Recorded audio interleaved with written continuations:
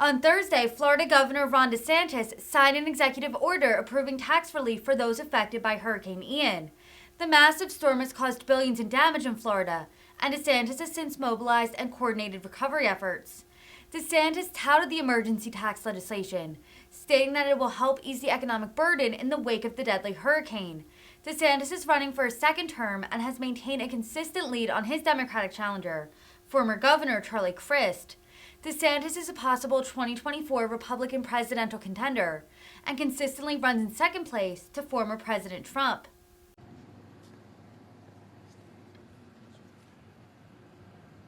Well, good afternoon. I'm joined here by our DEO Secretary, Dane Eagle, Lee County Property Appraiser, Matt Caldwell, Lee County Tax Collector, Noel Branning, Lee County Sheriff Carmine Marcino, Representatives Botana, and is Gio Lombardo here? I didn't see him.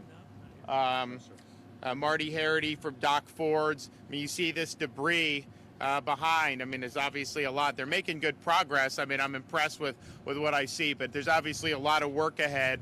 And we know that there were a lot of folks that suffered personal damage. Obviously, we saw a lot of damage with some of the bridges, and we're very happy that we were able to get people back on Sanibel across that causeway yesterday. To have done that in 3 weeks, I think is really, really good.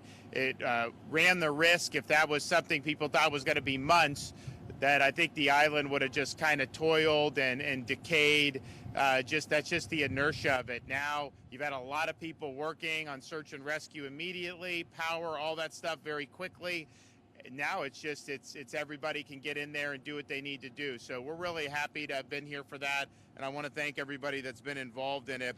We also understand that there were significant damage to people's homes and businesses, and we want to make sure that we're doing all we can to clear the burdens that folks are dealing with when it comes to recovering from this storm. There's certain things, the debris is there. We can't put that back together, pretend that didn't happen, but we can make it as easy as possible for people to get back on their feet. So today I'm announcing that we're signing an executive order to extend deadlines for payments of property taxes in the FEMA counties that were designated for damage based on Hurricane Ian. This includes real property, personal homes, commercial businesses that were destroyed or otherwise rendered uninhabitable. So it'll be the 26 counties that have been approved for individual assistance.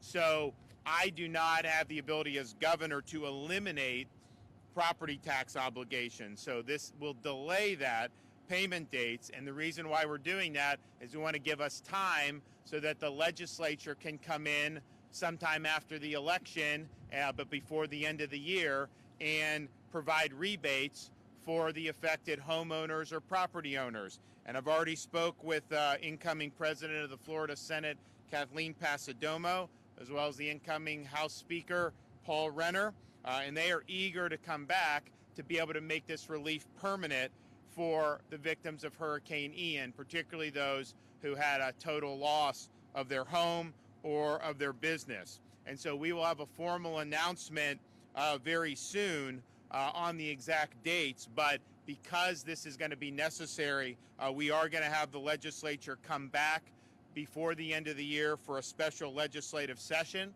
And one of the purposes of that session will be to address these tax obligations and to make sure that the homeowners and the business owners can get rebated on the property tax. We actually just passed a bill recently where that's the norm. It just doesn't kick in until January 1st. So we're going to make that retroactive. We're going to make sure that relief is there. We also will, in the special session, consider, if necessary, any additional appropriations to help communities that have been affected, particularly here in Southwest Florida. And we'll see what those needs would be. I mean, one thing could be if you're giving property tax rebates to taxpayers, property owners, that's great for them, but obviously that revenue funds essential services. So there may be a need for us to help with a local fire department or something. And all that stuff, will be on the table, and we can work through whatever may be needed to do that. I mean, if you notice what we've done with these bridges, that was money that the state did as part of an emergency. this will allow us to maybe appropriate specifically to meet some needs that we have going on. We also, and I've spoken, got approval, or I've got agreement from both leaders to do additional things for homeowners insurance. We did a legislative session in May. There were some very positive reforms that were done, but there were also things that we wanted to do that the legislature at that time was not willing to do. I think we will be able to do that in this special session, and I think both of those leaders are very ready, willing, and able to get this on a stable footing. We have Bidenflation is raging. Costs way more to replace a roof today than it did just 3 years ago. So we need to do everything we can to push back on that and fight for a more competitive market where rates are incentivized to go down. So we will do that, and I think that will be something that's very, very important as well. So there's a lot that's going on right now. A lot of changes in people's lives. The last thing I think we want is, someone loses their home and then they are getting hit up for property taxes on a home that doesn't exist anymore. So today's effort is the first step in making sure that won't happen.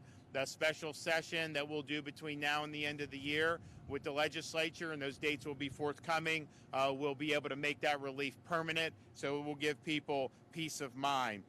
We're going to continue to work hard. We've got some additional items that we're working on in my office, and I know the folks down here have been working with Kevin Guthrie on additional needs, and so we're going to be having probably some pretty good announcements. I think we'll be ready for roll out some more policy relief both tomorrow and hopefully Saturday, or definitely tomorrow. I think we'll do Saturday as well. So we want to just keep it coming, and so stay tuned on that. I want to thank everybody who's been working on these efforts. I do want to thank the First Lady. The disaster fund, I think, had $46 million that she's done. So that's a huge amount of money. A lot of people want to be supportive.